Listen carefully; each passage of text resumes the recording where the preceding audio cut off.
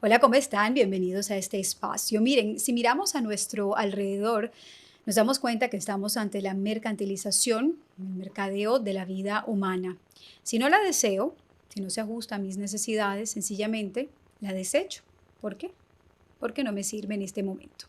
Pero si la deseo, si deseo convertirme en mamá, en papá, y por alguna razón no puedo hacerlo, entonces decido crearla a mi antojo y pagar lo económicamente necesario para traer esa vida al mundo y así cumplir con ese deseo que tengo yo. ¿Por qué? Es un derecho. ¿Y por qué no? Si la ciencia y la tecnología avanzan a pasos agigantados y tengo los medios para hacerlo.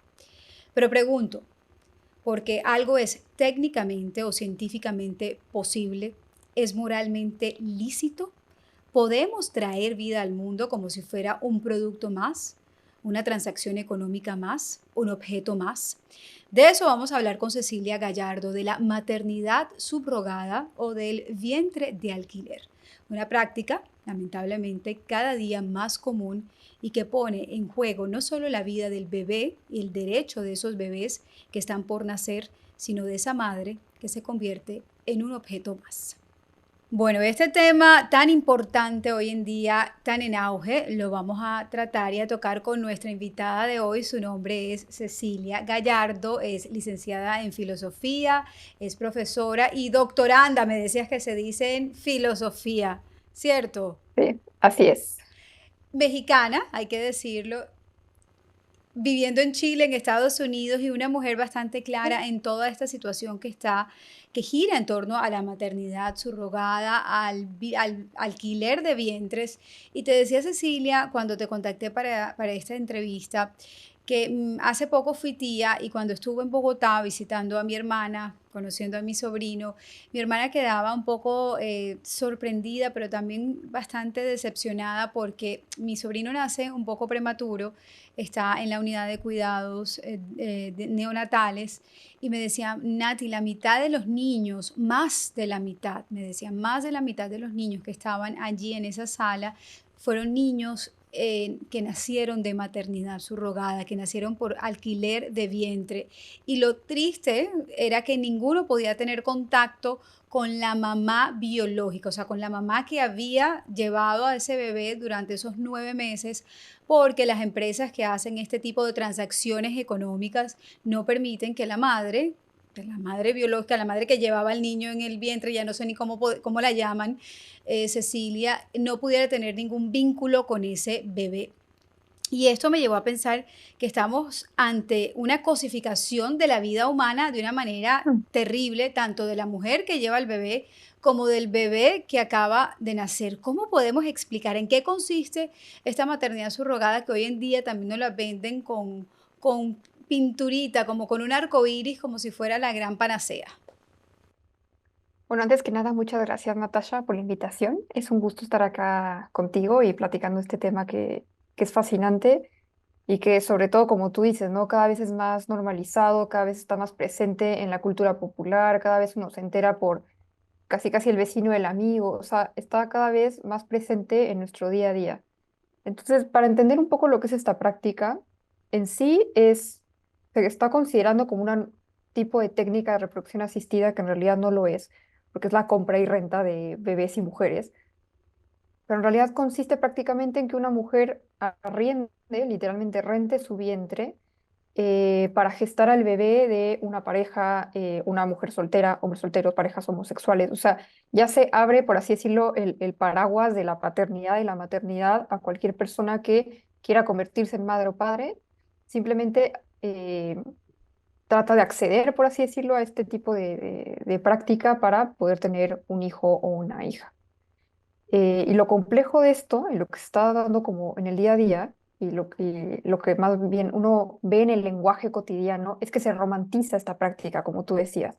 O sea, todo el rato es bueno, es que ya existe la tecnología, ya existe esta práctica, gracias al consentimiento y a la autonomía, por así decirlo, una mujer que puede decir, ah, sí, yo quiero rentar conscientemente en un contrato, quiero rentar mi vientre, quiero convertirme o quiero ayudar a una pareja, o una mujer o un hombre que quiere ser padre, madre, y por tanto, como estoy consintiendo y soy una mujer libre, nadie dice nada, por así decirlo. además de que, como tú decías, ¿no? Se romantiza este hecho de que la mujer siempre va a ser generosa y es buena porque es un ángel salvador que está ayudando a otra pareja que no puede. Puede ser que no pueda porque es una pareja homosexual, por ejemplo, o porque es infértil la pareja, simplemente porque no tiene tiempo de embarazarse y se ahorra el tiempo, como sería Khloe Kardashian o alguna estrella de cine hollywoodense, ¿no? Exacto. Y se va haciendo, como lo mencionabas tú, cada vez más, más común en la cultura popular, lamentablemente, cuando los famosos entran en escena, se vuelve un poco más popular, se normaliza un poco este tipo de situación porque son los influencers, son los que van moviendo el escenario cultural y social. Y son muchas las celebridades, mencionabas tú a Khloe Kardashian, que incluso ella sale y dice, esto fue lo peor después de pasar por ese Mm. proceso, confiesa lo difícil que fue para su bebé y para ella toda esta adaptación, porque es que ella ya fue mamá biológicamente y después recurrir a Mm. este vientre de alquiler, ella pudo comprender que el vínculo entre la madre y el niño se da desde que está en el vientre materno. Y son famosas como Nicole Kidman, Mm. pues tuvo problemas de fertilidad, entonces recurrió a la maternidad subrogada. Ricky Martin por ser homosexual. Tenemos a Paris Hilton que le daba Mm. miedo ir a citas médicas y por eso sus dos hijos también los concibió de esta manera. Pero la pregunta sería entonces, ¿por qué la ciencia sí lo permite o porque la tecnología ha avanzado? Porque la ciencia, digamos, estamos creyendo que porque científicamente es posible, ¿es lícito moralmente y lícito ante la ley este tipo de prácticas? Esa es una gran pregunta, porque como tú mencionabas al inicio de la conversación, ¿no? Pensamos que la técnica y la ciencia es nuestra panacea. O sea, cualquier problema, estamos en una sociedad, en todo contexto, que si existe la técnica, si existe una solución científica, entonces pareciera que es incuestionable. O sea, hay como un dogmatismo, por así decirlo, una noción de que la ciencia es incuestionable precisamente porque nos lleva a un mejor escenario, esta lectura progresista, ¿no? De decir, gracias a la ciencia vamos a un mejor escenario de moral, incluso de paz, en donde estamos en mejores condiciones, donde ya todo el mundo puede ser, es como esta promesa de que nos emancipamos de la naturaleza y por tanto cada uno puede hacer lo que quiera con su autonomía y su libertad. El problema es que el reduccionismo precisamente de la ciencia y por otro lado el reduccionismo legal tampoco te resuelve algo, que es lo más importante que acá hay que hablar, es de la dignidad humana.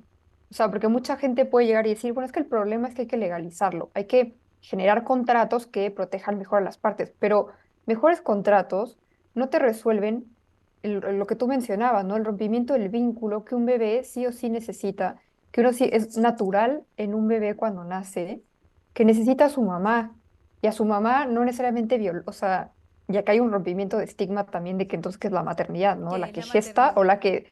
o la que dio los genes, porque al final uno quiere o no, y si nos queremos ver muy científicos y biológicos, hay algo que existe biológicamente en el vientre de la madre, cuando una mujer está embarazada, que es el microquimerismo. Ujú. El microquimerismo es el intercambio de células entre la madre y el bebé. O sea, físicamente, biológicamente hay un intercambio. O sea, siempre vas a tener tus células de tu bebé y tu bebé va a tener tus células por siempre, Para toda la se- vida. para toda la vida. Entonces, ese reduccionismo, decir, ah, se separa y ya, porque solo necesitaba su vientre y toda su demás persona, me es irrelevante, porque al final sí lo que necesitas de esa mujer es su vientre, no su totalidad. Pero por otro lado, respetemos por medio de derechos que es todo a una mujer. Bueno, entonces, o es el vientre o es mujer, es contradictorio en sí mismo. Es completamente contradictorio y es un feminismo. Estamos ante un feminismo que ha impuesto que la mujer debe desarrollarse mejor profesionalmente que personalmente. Entonces, vemos estas políticas de muchas grandes empresas que congela tus óvulos, mejor posterga la maternidad porque tú necesitas realizarte profesionalmente. Pero por otro, nos plantean también un feminismo que cosifica por completo a la mujer, justificando que done su cuerpo, porque en realidad lo que está haciendo es alquilando su cuerpo para hacer una especie de objeto que dé vida a ese bebé, porque en ese momento sí es un bebé, a ese ser humano, y sencillamente ella se lo dé a esa pareja que desea tener un hijo. Y es que volvemos al término de deseo. Estamos en una sociedad donde los deseos imperan sobre la razón. Entonces, si yo deseo tener un hijo, pues lo debo tener al precio que me cueste, mercantilizando la vida, pagando lo que tenga que pagar y moviendo lo que tenga que mover.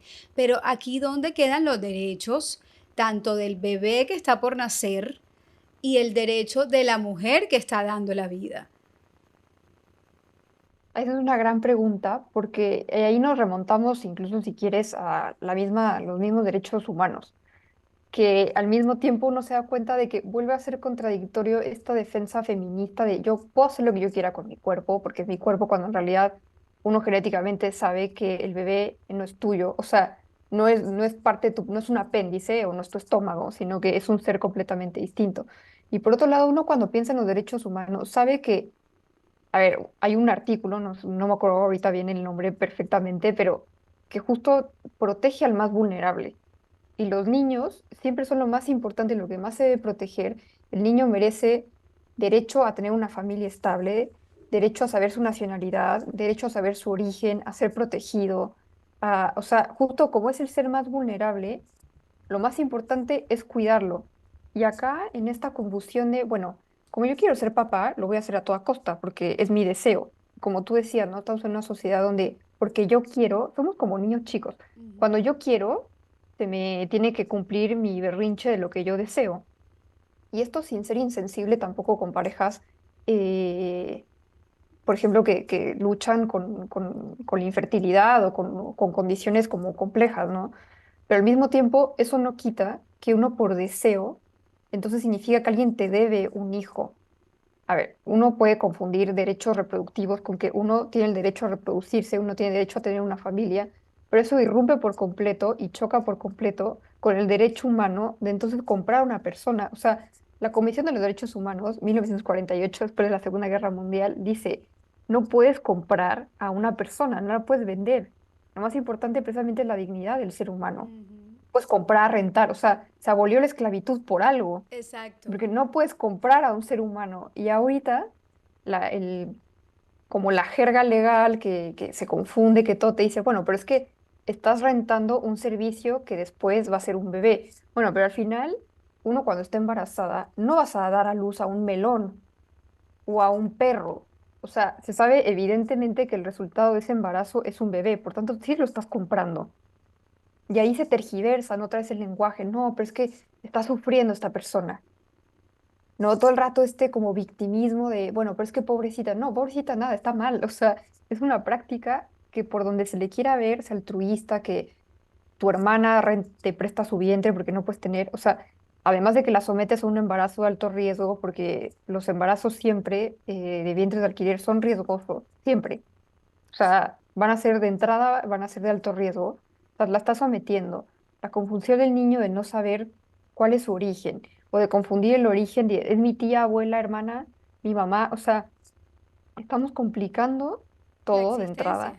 Ya la vida de por sí Estamos, es complicada y la existencia la estamos complicando aún más. Y ahí hablabas tú de algo importante, diferenciar entre derechos y deseos. Ya son muchos los pensadores que nos estaban alertando en su momento de lo que vendría y hoy esta generación la está viviendo. Yo tengo el derecho de tener un hijo, o sea, todos los seres humanos tenemos derecho de tener un hijo o estamos confundiendo ese deseo de tener un hijo con el derecho de tener un hijo. claro, a ver, uno podría decir, uno tiene el derecho a tener una familia en el sentido de que, no sé, reduzcámoslo a derechos reproductivos. Yo tengo el derecho a que no me liguen las trompas de falopio sin mi consentimiento, de que no sufra violencia obstétrica, de que no sufra discriminación, de que, o sea, todo eso permite que yo me pueda reproducir, si lo quieres ver de una manera, o que me convierta en madre. Yo no puedo ser madre por algún motivo, también está, uno puede recurrir a la adopción, ¿no? O sea, que también hay o sea, hay que desmitificar también un poco y quitar el tabú también a la adopción, que ahí hay un problema también social, ¿no? De que siempre uno quiere como que genéticamente sea tu hijo, pero al mismo tiempo, esa no interrupción de que uno quiera ser madre o pueda ser madre no significa que alguien me debe un hijo. O sea, el Estado no nos debe un hijo, el mercado no nos debe un hijo, la sociedad no nos debe, nadie nos debe nada. O sea, en el sentido de paternidad, maternidad. nos debe que no se nos impida hacerlo. Y acá uno podría decir, bueno, pero entonces tú me estás impidiendo porque yo no puedo rentar un vientre. Pero ahí choca por completo con el derecho de una persona, derechos humanos otra vez, a no ser instrumentalizada, a no ser rentada, a no ser comprada. Y eso debe ser suficiente, me parece, como para saber que mi deseo a ser padre no se convierte en un derecho solo porque yo quiero. Y ese es como lo que hay que replantear y darnos cuenta de que, como tú decías, no vivimos en una sociedad donde como que todo se me debe. Ujú. Mi comodidad se me debe, que nadie me diga nada se me debe. O sea, nadie nos debe nada en ese sentido. Se nos deben condiciones, obvio, de dignidad dignas, trabajo digno, circunstancias dignas, tener acceso a bienes básicos dignos. Eso obvio que se nos debe. Pero comprar a una persona en aras de mi derecho, eso no se nos debe. Exactamente. Y aquí son muchas las compras y muchas las transacciones económicas que le estamos poniendo a la vida humana, Cecilia, porque es el alquiler del vientre de la mujer Mm.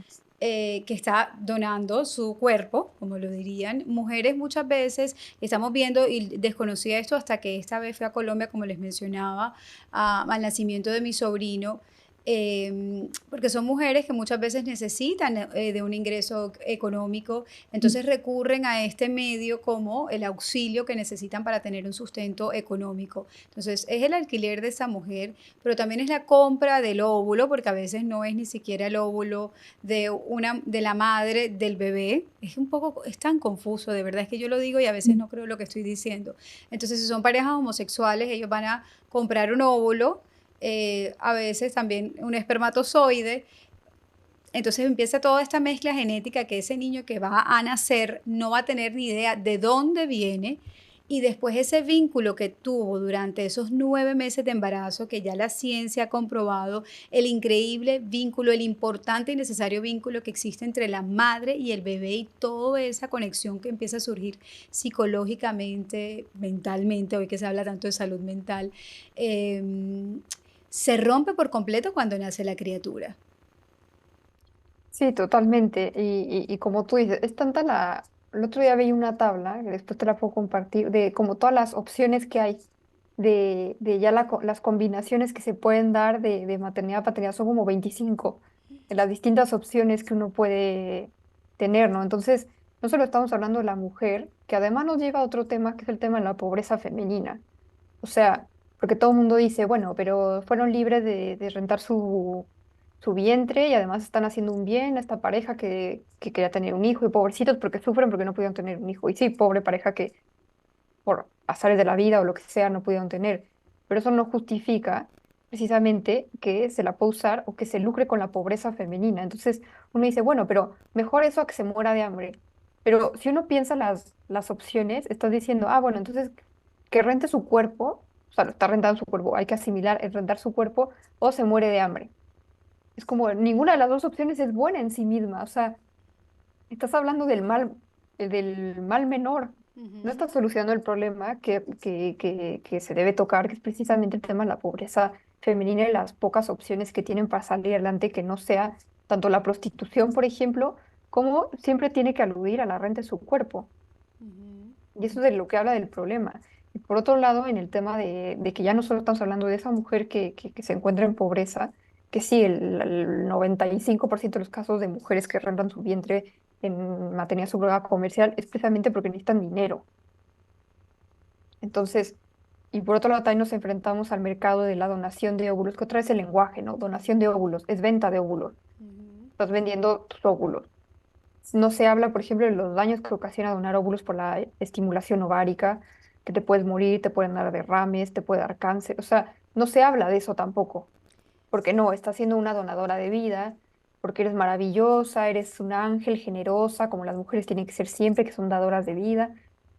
Se romantiza algo que en realidad es instrumentalizador y es cosificador. Completamente, completamente. Y es a través de esa manipulación del lenguaje, y uno lo escucha a su alrededor. Tú has mencionado varias veces eso, la pareja que no puede tener hijos. Entonces, si tú llevas eso a un tema de conversación casual de personas comunes y corrientes dicen, pero es que entiendan, esa pareja no podía tener hijos y por eso recurrieron a esta práctica. O esta pareja no podía porque la mujer estaba enferma, tenía una condición médica, entonces ponía su vida en riesgo.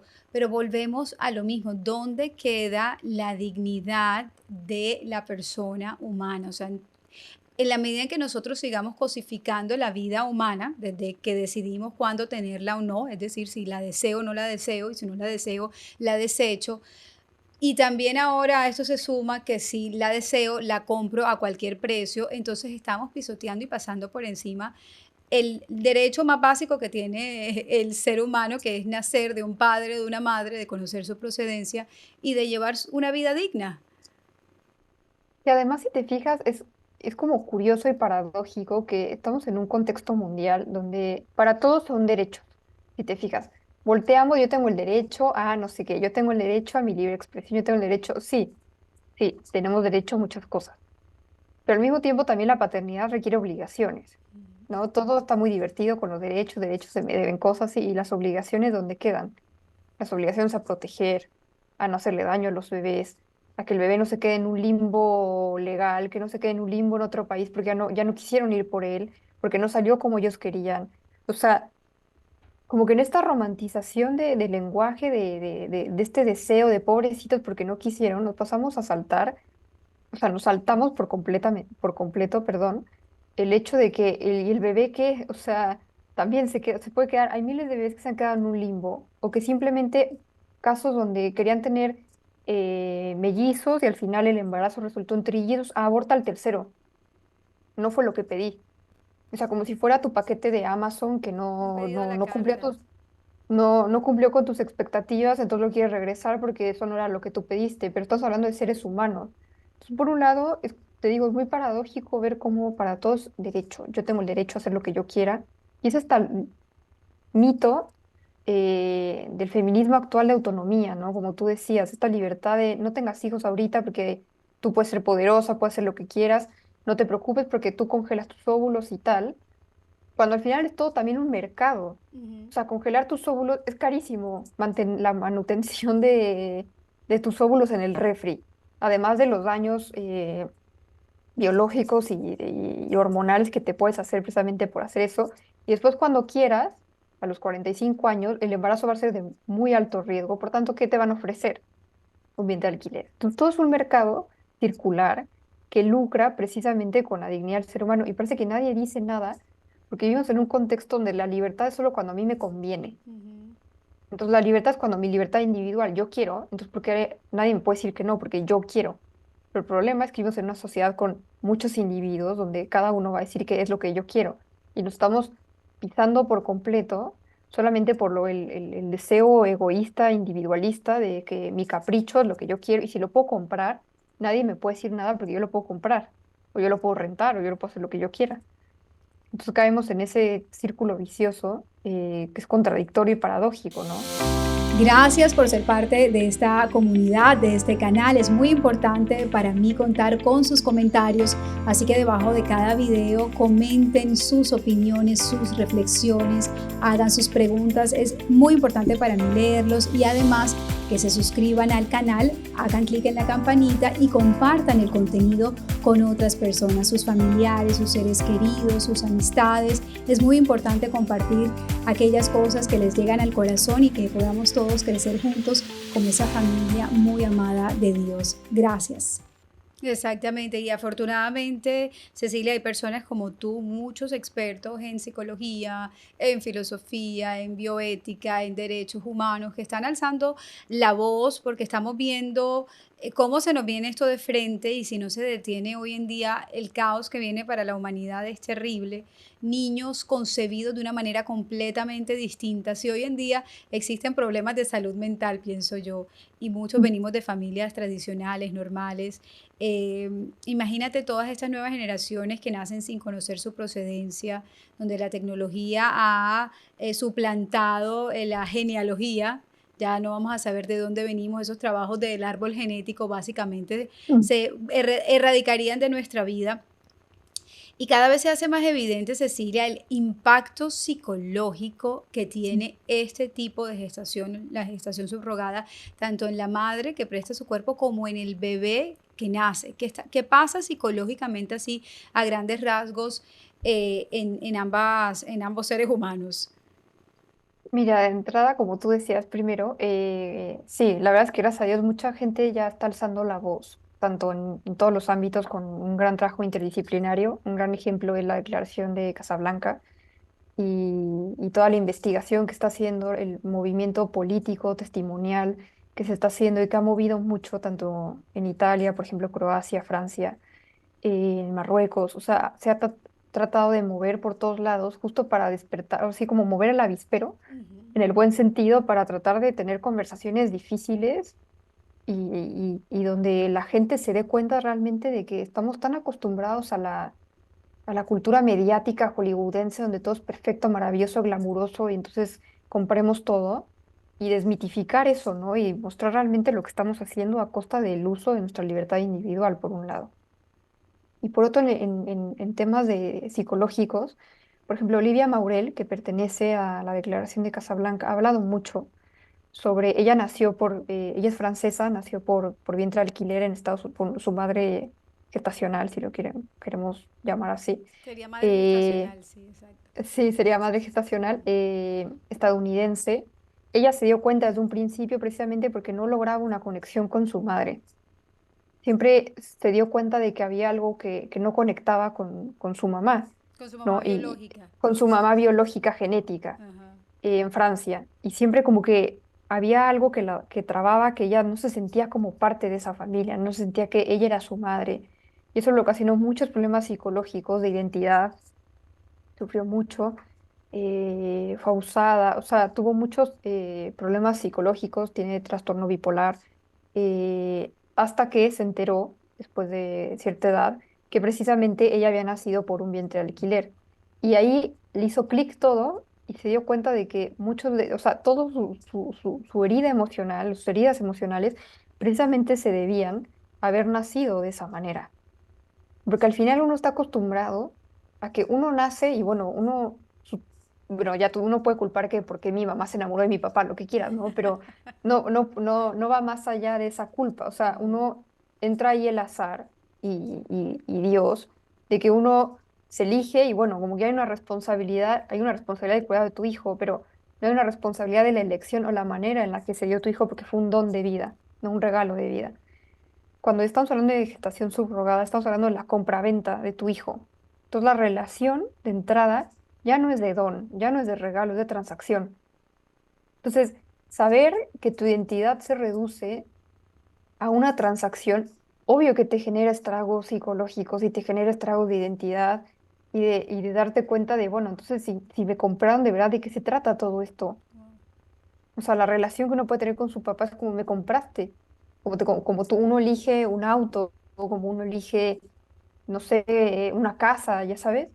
Entonces, de entrada ahí estamos hablando de estragos que, digo, uno puede decir lo romantiza, porque puede decir, bueno, pero gracias a eso existe, por ejemplo, el argumento de, bueno, pero si no, no hubiera existido. Pero ese no es el problema. Sí, gracias a Dios que ahora existe Olivia, por ejemplo, gracias a Dios.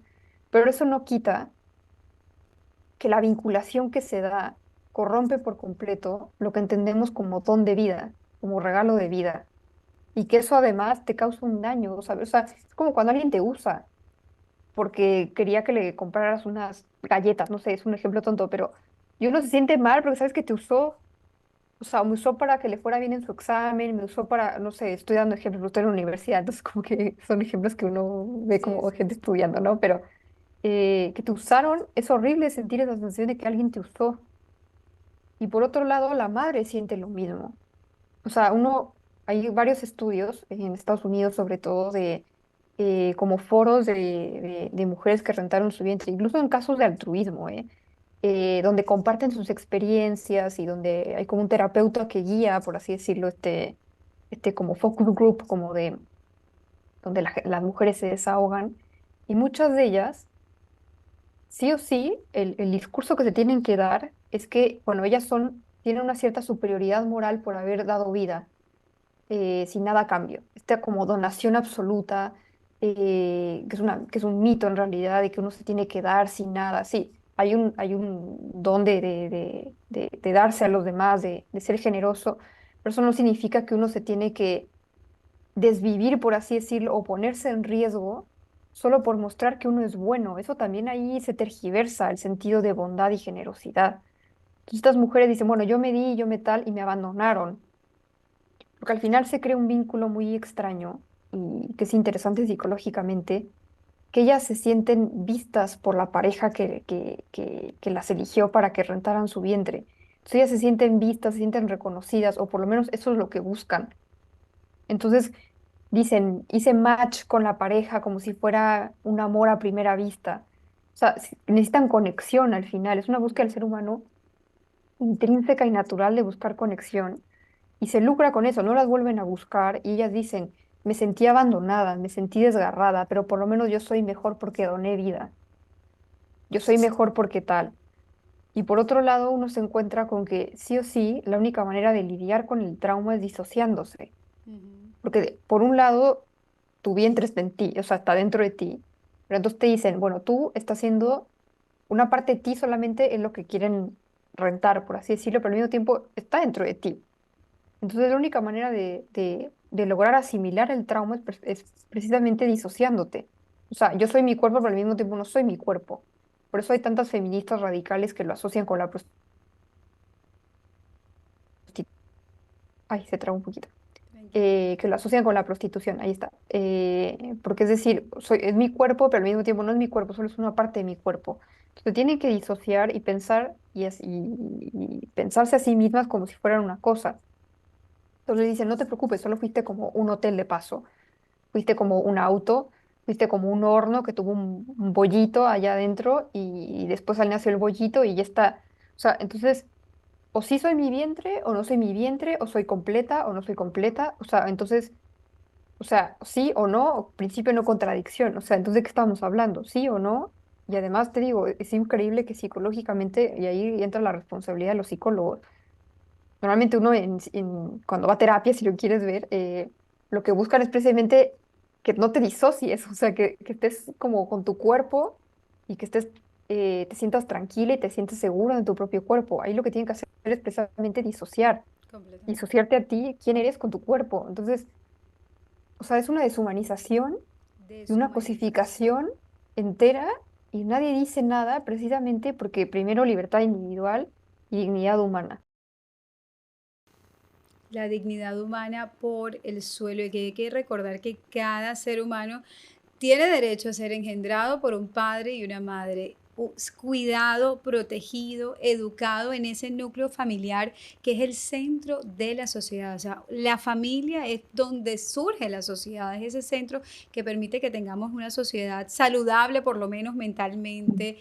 Ya vemoslo en términos de hoy, exitosa, si lo quieren así, porque niños que son amados, que conocen su historia, que conocen de dónde vienen, saben también hacia dónde van. Y lo sé como mamá, tengo 2 niñas, entendí perfectamente el vínculo sin tener que decirlo entre mis hijas y yo cuando estaban en mi barriga, el amor tan profundo que existía entre las 2 y el anhelo que ellas tuvieron desde que salieron de mi panza de conocerme, fue impresionante. Las 2 teníamos un deseo profundo de conocernos, de abrazarnos, de olernos. Yo solo quería oler a mis hijas y ellas en el fondo, sin saberlo, pero también naturalmente, intrínsecamente, tenían esa conexión bastante clara. Y todo eso se lo estamos negando a estos niños que lamentablemente vienen a este mundo comprados como objetos, instrumentalizados por completo y que además, Cecilia, yo creo desde mi experiencia de vida, vienen de un embarazo muy difícil, porque esa madre que lleva un hijo que no es suyo y que sabe que no puede generar ningún vínculo con ese bebé, está completamente sola. El embarazo es un vaivén de emociones donde uno, como lo decías tú, necesita lazos, necesita sentirse apoyada, amada, cuidada, resguardada, protegida. Y estas son mujeres que tienen que transitar este camino con muchísima presión, porque además llevan embarazos riesgosos, porque biológicamente, médicamente se sabe que una mujer, una madre subrogada, una mujer que lleva un bebé que no es suyo, tiene riesgo a tener un embarazo bastante complicado. Entonces tiene esa presión de no perder ese bebé porque no le pertenece y ya le pagaron por eso. Tiene esa ansiedad. tiene esa tristeza también de sentirse sola, pero también tiene esa necesidad de crear esa diferencia, esa separación de su cuerpo con ese bebé. Son tantas implicaciones psicológicas, mentales y físicas que la verdad es lamentable que no se haga más, que no se haga más por este tipo de situaciones y que no se protejan. Y me encanta que menciones la Declaración de Casablanca que se firmó precisamente el año pasado, el 28 de febrero, para llevar esta situación a todos los gobiernos en el mundo, para que se ponga límite a esta práctica y se promuevan más bien otras prácticas, como lo mencionabas tú, como la adopción. Se necesitan tantos padres y madres en este mundo porque hay muchos niños que necesitan del amor de una pareja.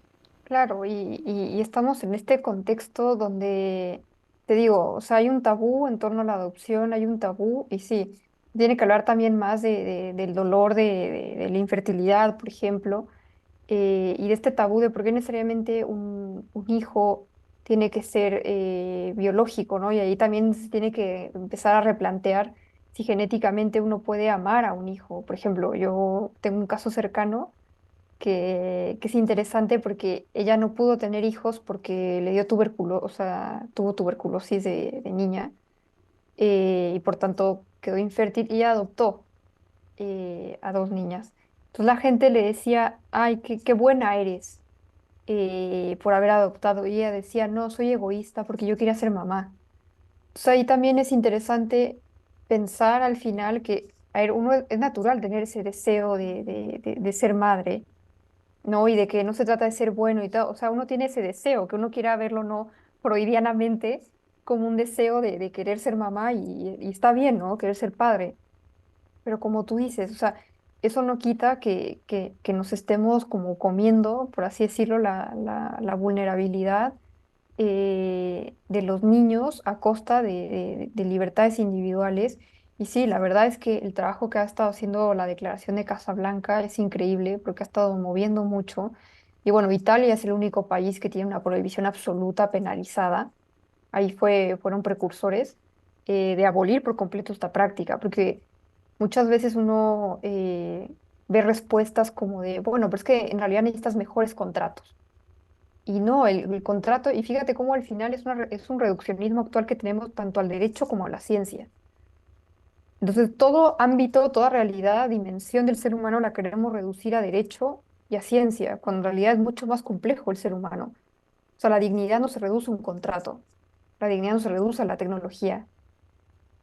Ahí tenemos que también comprender en este afán de esta sociedad contemporánea de simplificar como la vida, está bien simplificar muchas cosas, pero hay cosas que no se deben de simplificar precisamente porque empezamos a justificar acciones deplorables, por así decirlo, y deshumanizar, prácticas que deshumanizan a las personas en aras de mostrar que si yo puedo, por la ciencia que tengo, por la técnica que puedo, entonces lo puedo hacer, o porque soy libre, cuando en realidad no tiene nada que ver.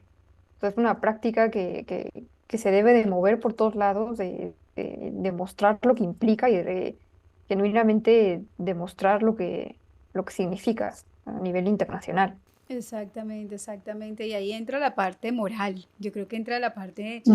de la moral, de preguntarnos como mundo, como sociedad, entonces si todo es válido, técnicamente, tecnológicamente, científicamente, entonces es válido moralmente, donde queda, como lo hemos planteado a lo largo de esta interesante conversación con Cecilia, la dignidad humana, la humanización de la sociedad. O sea, cada vez nos quieren Mm. deshumanizar más, que vemos la inteligencia artificial cada vez posicionándose incluso más sobre el ser humano y queriendo darnos Mm. esa idea de que no necesitamos pensar, sino que ya está esta tecnología que va a pensar por nosotros y es completamente lo opuesto.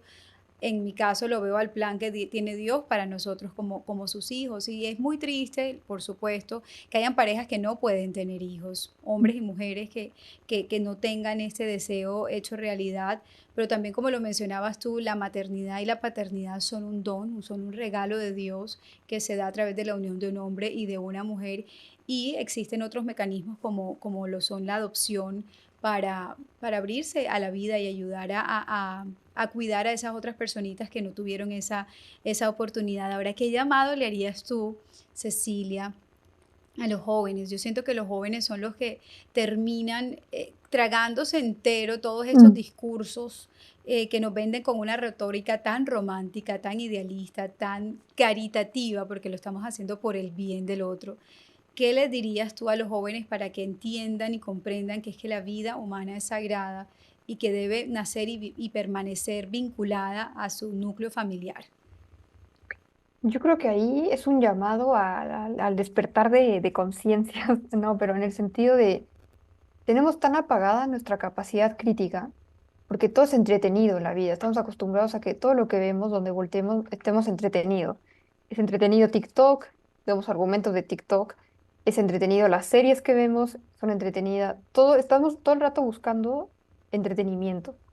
Y la vida no solo es entretenimiento. La vida hay sufrimiento, hay tristeza, hay felicidad, hay amor, hay muchas, la complejidad de la historia de la vida humana, de cada uno de nosotros, es súper compleja, hay altas y bajas, que así es la vida. Entonces muchas veces los jóvenes me parece que están muy acostumbrados, uno, a una cierta comodidad y dos, un miedo al sufrimiento, porque también se nos ha inculcado de que no tengas miedo, porque mientras más tecnología, menor sufrimiento. Cuando en realidad la pregunta es cómo entendemos el sufrimiento, cómo entendemos que todos nos vamos a morir, cómo entendemos que hay que amar, cómo entendemos que hay que amar al otro, que hay que amarnos a nosotros mismos. O sea, al final es una comprensión antropológica eh, que se nos está callando, por así decirlo, o se nos está maquillando precisamente por una cultura de entretenimiento y por un mercado, sin ser conspiracionista, ¿no? Pero uno ve en todos lados como el Hollywood, la cultura popular, si lo quieren ver, la música, todo está hecho para que sea entretenido, bonito, donde no haya sufrimiento y tal. Entonces ahí yo invito a los jóvenes, que yo siempre digo esta frase, probablemente de Ratatouille, ¿no? Que siempre se dice que cualquiera puede cocinar, que no puede ver Ratatouille, el chef, sí, la ratita, ¿no? Es otro contexto, pero, o sea, en el sentido de que todo el mundo puede filosofar, y yo creo que es también esta capacidad del ser humano de sembrar, que nos hace falta mucho, sobre todo en los jóvenes, de sembrar la capacidad crítica y de asombro